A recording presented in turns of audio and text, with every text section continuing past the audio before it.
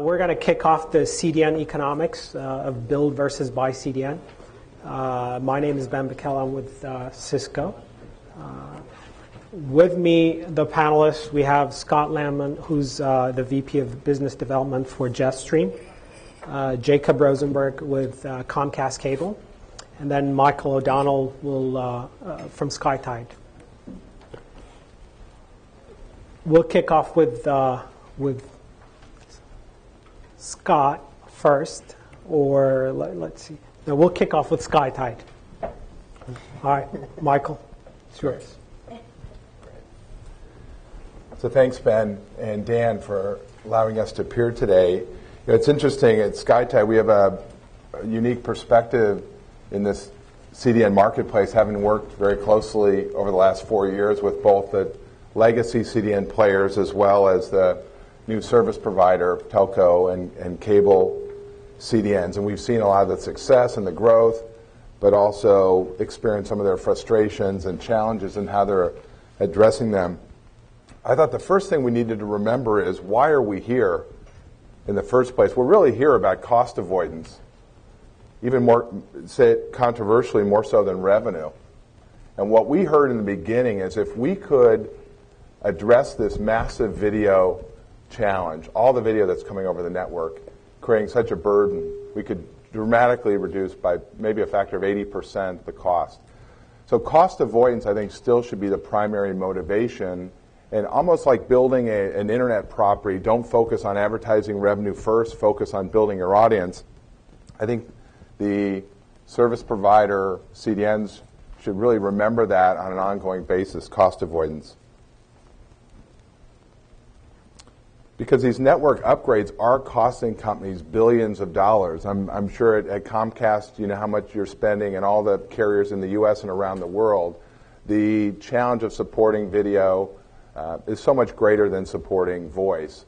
And the video projections, it seems, are even conservative now based on what you're seeing with the adoption and the proliferation of all these devices, not only just phone devices, but all the tablet devices in this connected world we're in. So network upgrades are a real threat that they need to address. So what's the best option? You know, we believe the best option is to build your own CDN. You own the network, number one, and there's an inherent pricing advantage because you don't have to pay a middleman to deliver the service. The other thing is you have the network experience. You have the domain expertise of running a network. It may take a service provider several months, even a year, and we've seen this as sort of a phase one, get their network people accustomed to running their network. Phase two is when they, in maybe a year or two, they start to see the benefits of that. So we've seen this around the world where the network people, once they get their hands around the CDN problem, which are very unique and constantly changing, they can become very successful. So what's stopping you from doing this? I think the biggest challenge is a problem is sort of paralysis by analysis. Service providers are very deliberate in their decision-making to begin with. In some ways, like government agencies, many of them were former government or state-owned, country-owned properties, but many companies around the world are still dipping their toe into this. And now what we're seeing, the companies that maybe were more aggressive a year ago, 18 months ago, 2 years ago, are reaping the benefits. So we would encourage these service providers to be more aggressive. Video is not slowing down. It's exceeding the forecast. So companies need to get ahead of that. The other challenge, I think, is the sales approach. Number one, these companies need to equip themselves with more salespeople who are used to selling to content owners, not just attracting mobile subscribers. It's a different business. It's really a B2B business versus a B2C business, and that's a big challenge we've heard. The other problem, I think companies are again focused on revenue and winning deals and even winning exclusive deals. We're in a world where content owners are using multiple CDNs. They're using Akamai, Limelight Level 3. So if you're a service provider, go to be the fourth option, because ultimately you can probably deliver a better performance. That's what we've seen in the tests that have happened in the marketplace. So the telco CDNs, who are much closer to the edge, are delivering a better performance. But it's too risky for a content owner to bet the farm on a new telco CDN provider. So we would suggest that they go on and make the pitch to go along in parity with, because so many of these content owners are interested in switching from one CDN to another, either dynamically or on a monthly basis, and throttling back and forth, and make yourself one of their options at least versus an all-or-nothing strategy. So, and get more aggressive in the pricing. We're in a market where pricing is going down 25% year over year anyways. Service providers can get more aggressive because going back to that first point, it's really about cost avoidance. And then lastly, use the analytics that are available to you to help you solve the problem. There are solutions out there that give not only you as a network operator better tools to manage your network, but also your content customers portals to be able to understand how their content's being delivered from not only a quality of service standpoint, but a quality of experience standpoint. Okay, thanks, Michael. Next up will be Jacob. He doesn't have any slides, but he'll talk about the operational challenges of deploying the service provider CDN. Jacob? Yeah, I mean, I think one of the most under-discussed elements to service providers is the complexity that comes with moving towards a hosted CDN model. In the past, you've mostly seen these global CDN operators, and they provide a point of kind of bringing together both the demand and the supply. So service providers deal with the big three and provide connectivity for them, and content owners deal with the big three and distribute their content to them. And it provides a level of simplicity.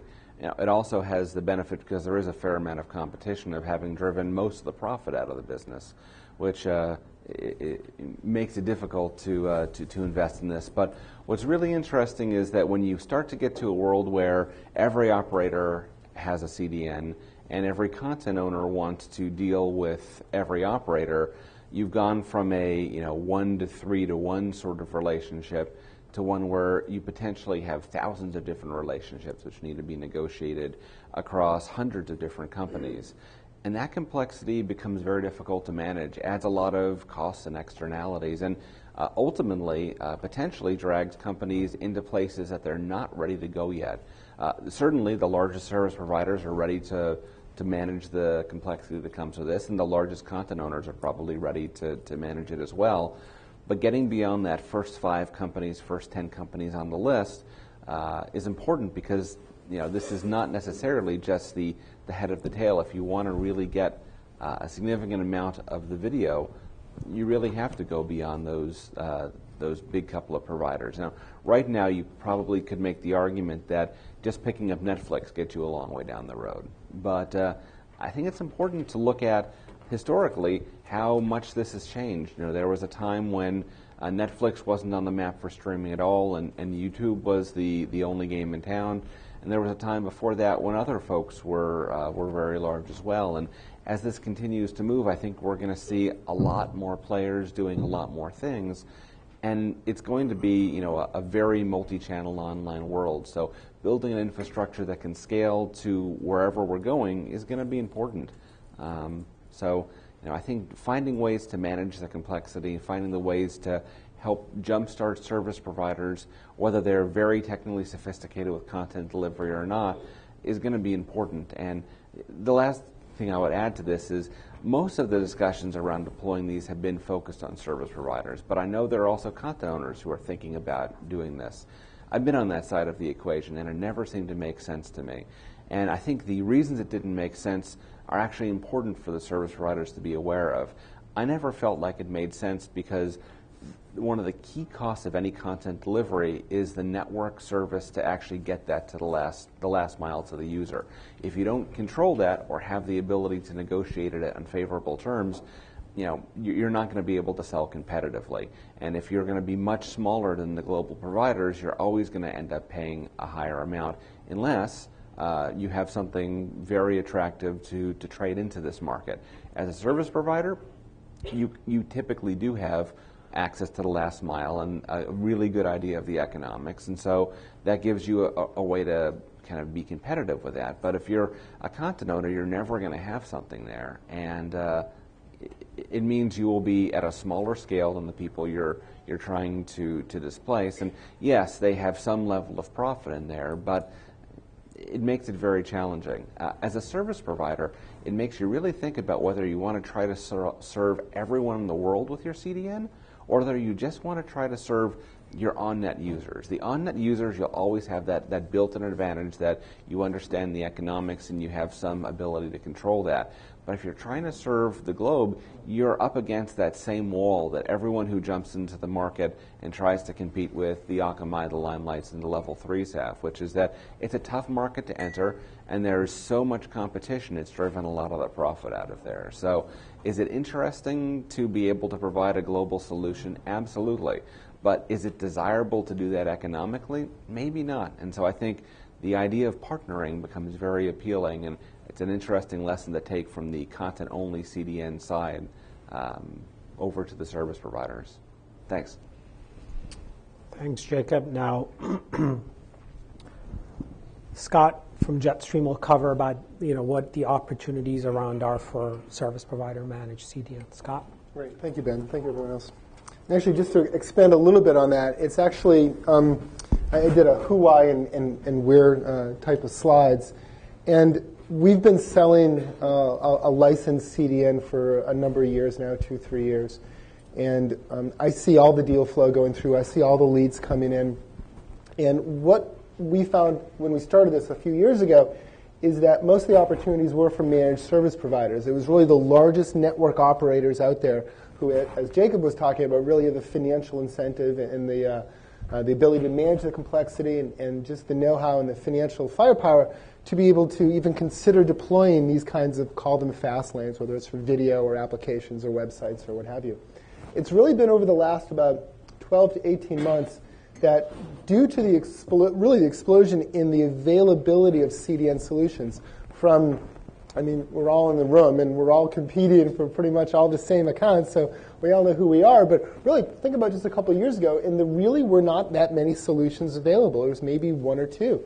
And now there seems to be about 5 or 6 of us who are regularly competing. So from the other side of the folks that we're marketing and selling to, they have the advantage of being able to really choose between a number of different types of solutions, which, because of the greater availability of CDN solutions, just as a natural result, there's more people interested. There's more folks looking at the different types of technologies and how it can potentially fit into their business. So we, much like everyone else, started really focused on the service providers, but just due to the demand, due to the inbound marketing, it's service providers, it's backbone operators, it's content providers, OTT or traditional broadcasters. We've talked to data center operators. We've talked to rural satellite companies. We've talked to submarine cable operators. Everyone's really trying to understand where they fit inside the content ecosystem and workflow. So at a high level, who is evaluating build versus buy? It's really everyone. We get leads in from the last places literally in the world. I've got to go look at the globe that we have in the house. Where is this country and where is this city? And what kind of connectivity do they have? Who's actually there? And really, what's the makeup of the population?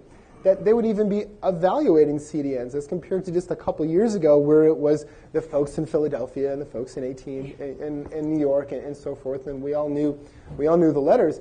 And now, I have to make sure that I'm pronouncing people's names properly because we're getting interest in from all over the world, all the continents, north, south, east, west, developing, even some leads from emerging economies. And the question of why they're evaluating going through a build versus buy, and I know it's a bit of circular logic. A, it's because the solutions are available, so there's actually something to evaluate. B, there's if you are a service provider or a network operator of some type, you just want to reclaim your network, your revenues, your revenue chains, your value chains. They're used to having the relationships inside the economy, and they want to some degree or another get those back. Sometimes it's nationalistic. When we end up talking to countries outside of, say, the developed economies, there's very much it's our country, and it's our intellectual property, and it's our population, and it's our revenues, and we really want to be able to control our future. And it's not that the economics of it don't matter as much, but in some countries, it's we want to own our infrastructure. We don't want to let anyone else in, even if they can do a better job than we can, even if the economics make more sense. in the development of our country, we want to be able to own all the different types of infrastructures. So the why is because the solutions are available, because the applications and the user expectations, whether it's consumers or businesses, are pushing the need for high latency, low latency, high bandwidth, or some combination delivery. And also just because it's a hot topic in the industry, so the visibility of these kinds of solutions are available has been raised to the point where people know how to spell CDN and know how to search for it, and we get lots of inquiries as a result. Now, the thing that's really interesting is the criteria, and everyone else in the panel certainly spoke to many of the points. It's about CapEx and TCO and OpEx, and what does this mean for my business? Is it cost savings? Is it revenue generation? And really what we found is there's no one-size-fits-all. It really depends on who you are. Do you own the network? What kind of business relationships do you have? What kind of expertise do you have for managing the complexity of building these kinds of infrastructures? Is there some nationalistic bent to it? Is there some political bent to it? Sometimes in some economies, the business's opportunities become so large that people end up competing on a political stage, and that can have an impact on product development and companies' willingness to explore different models. But really, what we see at a high level is the opportunities are global. The opportunities are from more than the traditional customers for this kind of solution. And there's really no one-size-fits-all. But I think the good news for the people in this room that are selling CDN solutions is that, at least what we see, is that we're really at the beginning of this marketplace. And there really is going to be a much larger, hopefully higher margin, hopefully higher revenue opportunity for all of us who are selling these kinds of solutions. And that's my... Thanks, Scott. Now, I'll talk a little bit about, so I'm going to bring it down to some concrete numbers. So what we've done is basically looked at a service provider managed CDN versus buying the CDN infrastructure from third parties. And what we also did was we looked at the underlying economics, once the data gets dumped at the provider edge, how much it really costs the service provider to deliver that video. And for this analysis, we looked at next generation cutting edge services like cloud DVR. We looked at time-shifted video to CE devices. We looked at the linear content being delivered to, again, connected devices in the home, as well as the traditional premium online VOD service. And what you'll see is if you really break down the cost across from the data center all the way into the home, close to 53% of the cost is really the transport, meaning the optical plus the IPN-Gen. About 15% of it is the CDN fees that they would have to pay. And then the other 15 is the access infrastructure. So what we did is, what would it take for a service provider to basically pull in all that functionality in-house? And for this analysis, we made a simple assumption that it's the service provider delivering the service, but the same assumption could be made in terms of infrastructure and TCO impact if a third party was delivering that same service over the SP infrastructure. And what you'll see is by just going from a third-party infrastructure into a service provider managed CDN in a centralized data center, you bring down the TCO cost by 8%. And this analysis, again, was done over 6 years. So what really went down in that first column is by simply eliminating that 5 to 8 cents per gigabyte you'd pay for the transcoding CDN delivery and content management, you've basically reduced your TCO by 8%. Then we looked at, okay, knowing that the transport cost is close to 53% of your TCO, what would it take to cache content closer to the edge? Again, looking at appliance-based model, the third column shows you get another 8% reduction in TCO. And then we looked at, okay, what if I took that edge caching and now integrated some of that caching infrastructure into the routers? You get another 3% benefit, depending on how you look at it. And then I guess the fifth column is really, now I have all these, the content management, the ABR transcoding, and the CDN sitting in appliances, which is traditionally what you'd see. And then what if I took all those three functionalities and now placed them in a data center infrastructure? Now I have the ability to basically dynamically allocate resources for all those three functionalities. And when you do that, you get that drop of 20% in TCO compared, again, to delivering in the third-party CDN. Then the last column is really now looking at, okay, I've done everything in the network. Now, is there value in placing a CP in the home that has some sort of video intelligence? In this case, we looked at extending the cache into the home. We looked at multicast to unicast, especially for cable and fiber to the home infrastructure. Now you have the ability to take one asset, multicast it all the way into the service group, and I can transcode it or encapsulate it into the different formats that I want to deliver and deliver it accordingly. And again, those three functionalities are added to the CPE, but you still see a dramatic drop in TCO. So in essence, making the TCO argument here.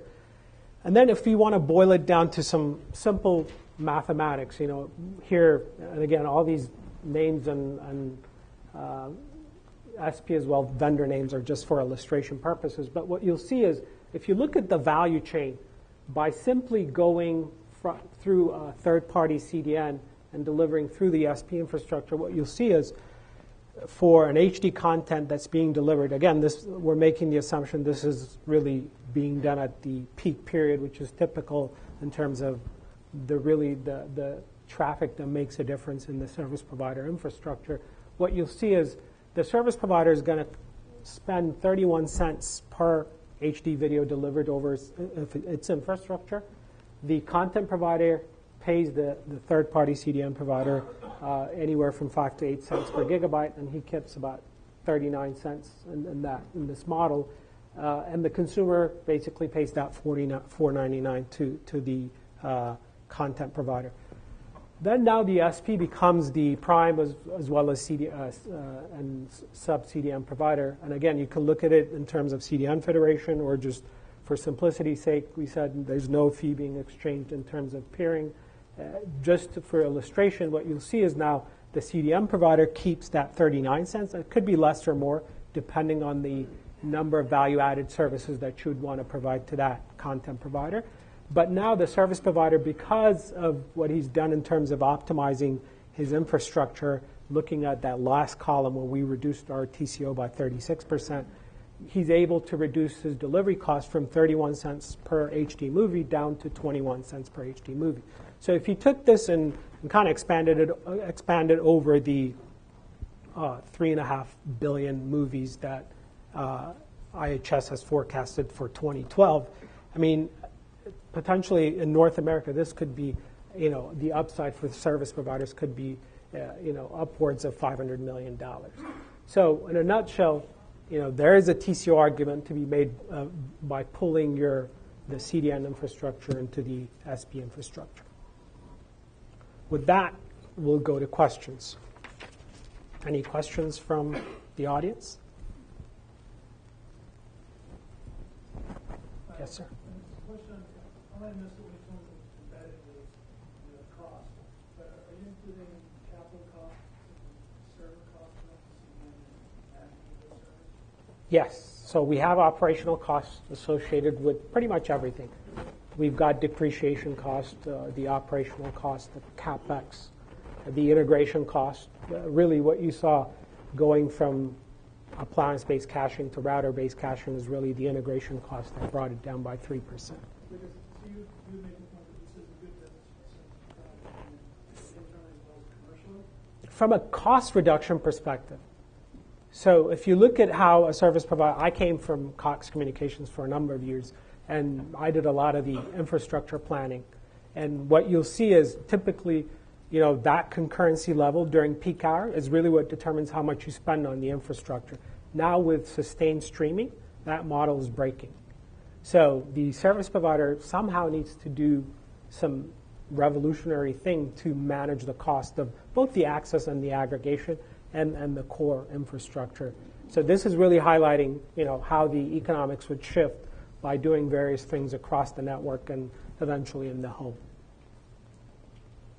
Any other questions? Yes, sir. I want to ask Jacob to kind of expand on your talk about the complications when dealing with so many different types of content providers and having to establish all those different relationships. It seems like one of the more economical, more efficient ways for a service provider to use CDN or build their own CDN would be for their own content.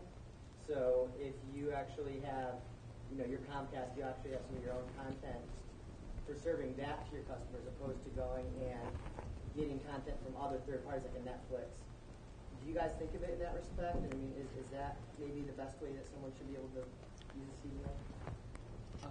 Well, I mean, I would say that first, the question is, do we think about our own content being delivered on the CDN as a major area of that? And I would answer yes. In fact, probably one of the larger CDNs from a bit perspective that no one really ever thinks about, but delivers huge amounts of data every day is the Comcast Video On Demand network that delivers millions and millions and billions now of video on demand titles to Comcast customers. And while it isn't an open across the internet sort of CDN like you might typically think of, it is moving data in much the same way, and it is a huge amount of content that is there, and that is increasingly moving onto the internet. And people are going to Xfinity.com and viewing a lot of that same content there, and it's shifting to other devices than set-top boxes and televisions like iPads and laptops. So yes, we think of it. I think the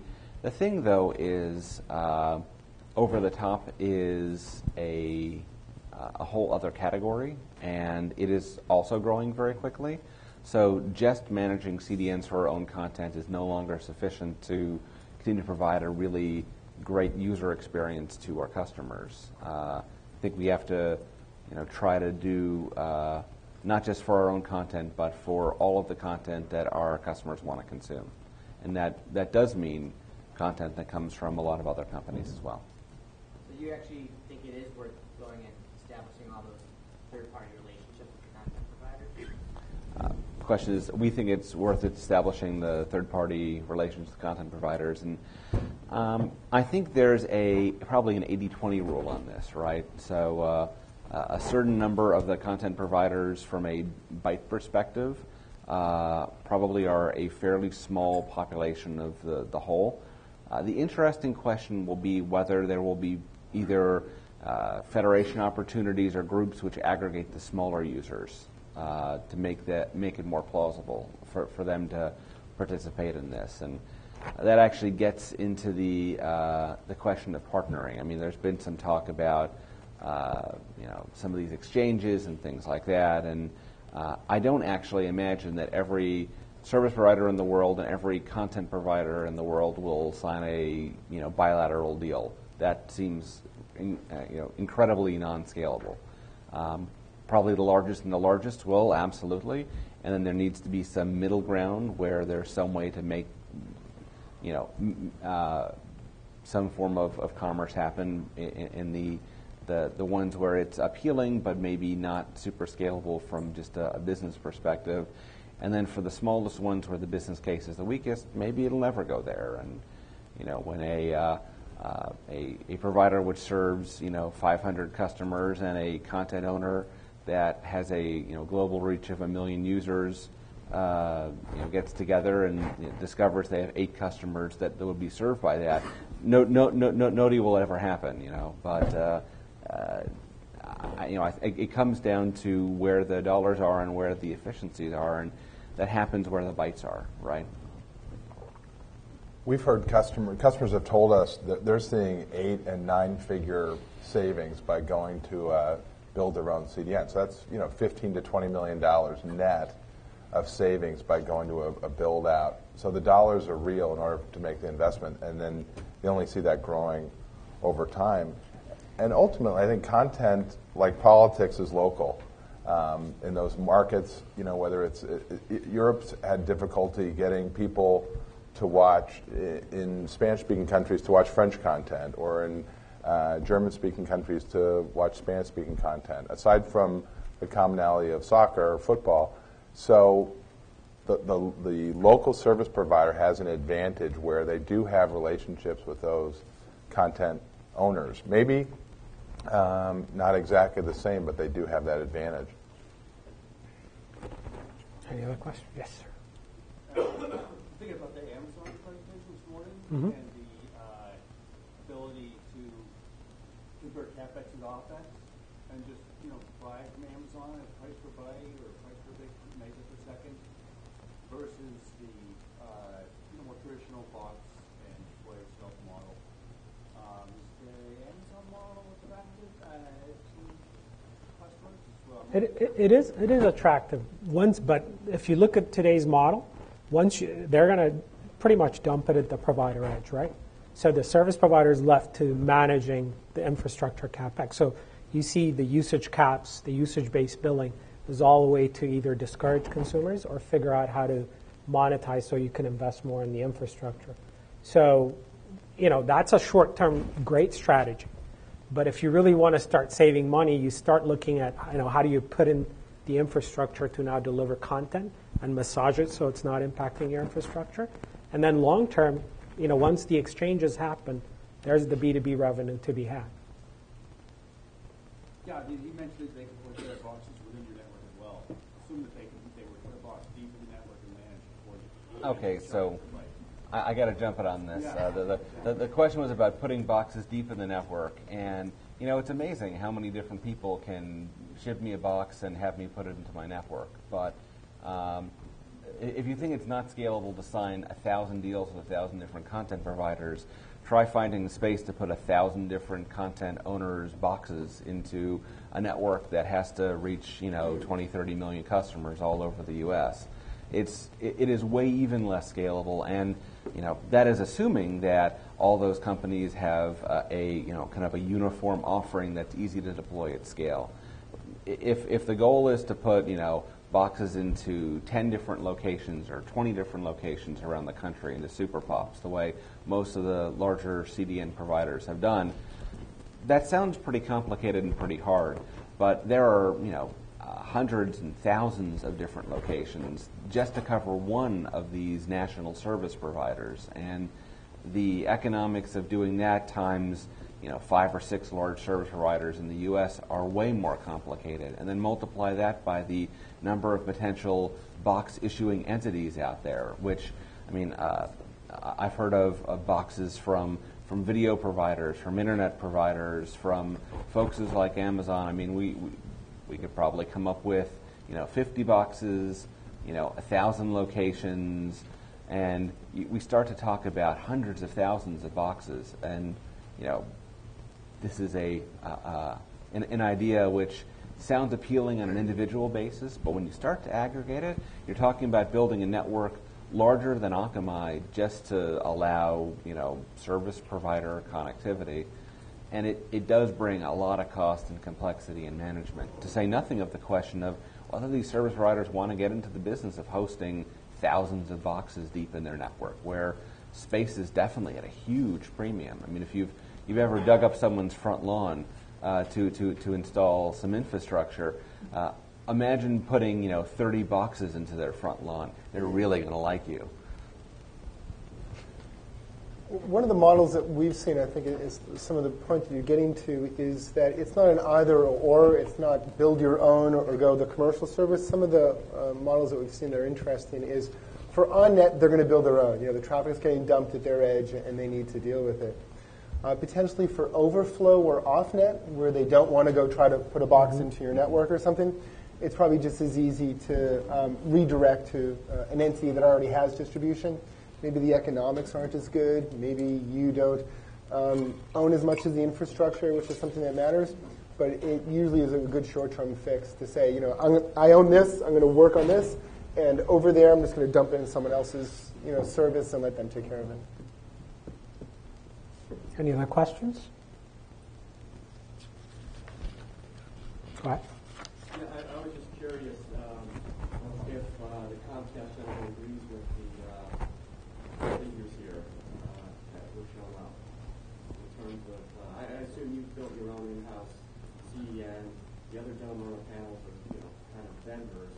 You're a customer. I'm kind of curious if you built your own and your ROI is similar to what you see the slide up here. The question is, do I endorse the Cisco math? And I'm going to respectfully decline to comment.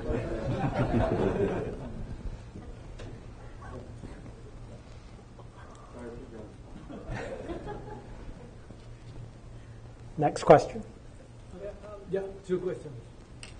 If I decide to build, I I can now, and there is competition, and vendors helping me out to build. But it seems like if I do decide to go with one vendor, I'm kind of locked into that one vendor, and it seems that that's not very optimal for me as a service provider. What are your thoughts on that, and how do you think that's going to evolve in the future? I think that one is mine. We all talk about openness, and we all try to make, through APIs, our systems easily, friendly with everyone else's.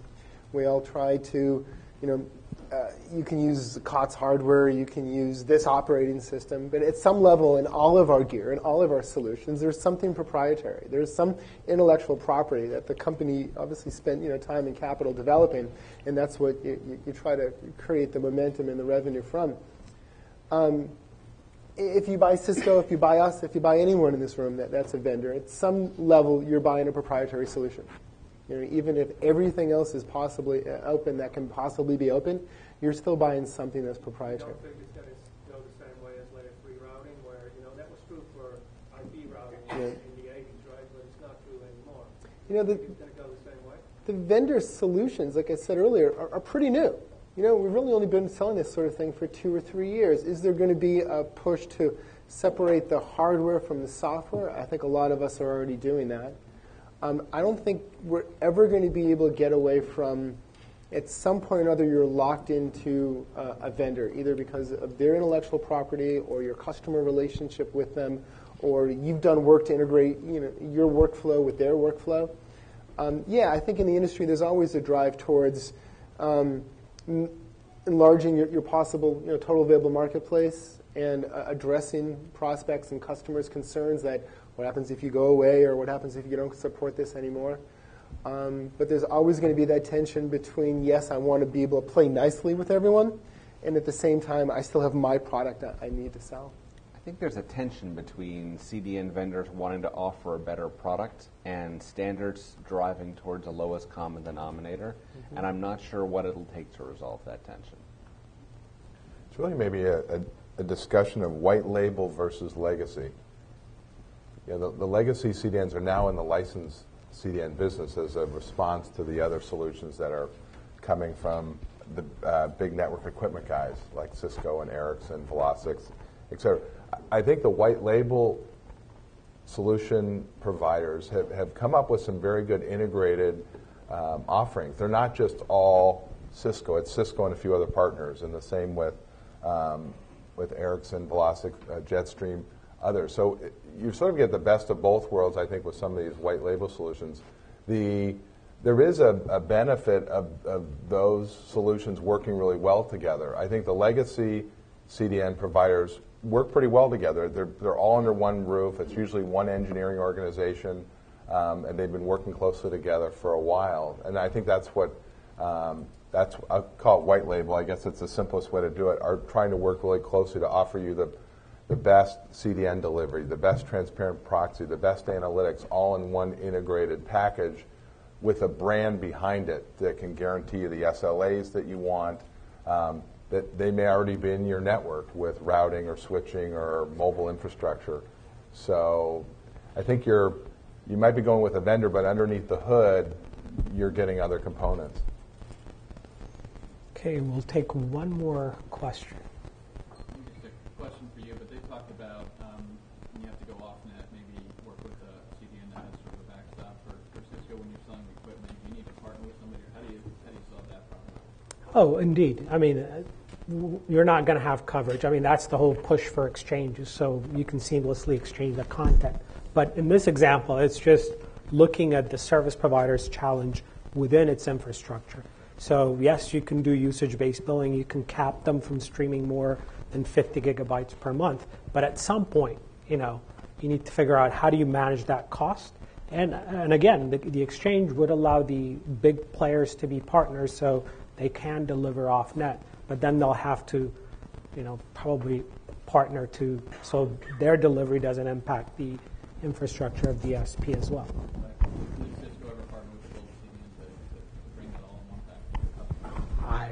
I can't talk specifically like that, but I mean, potentially that's where the SP and the exchange and the federation will allow everyone to do.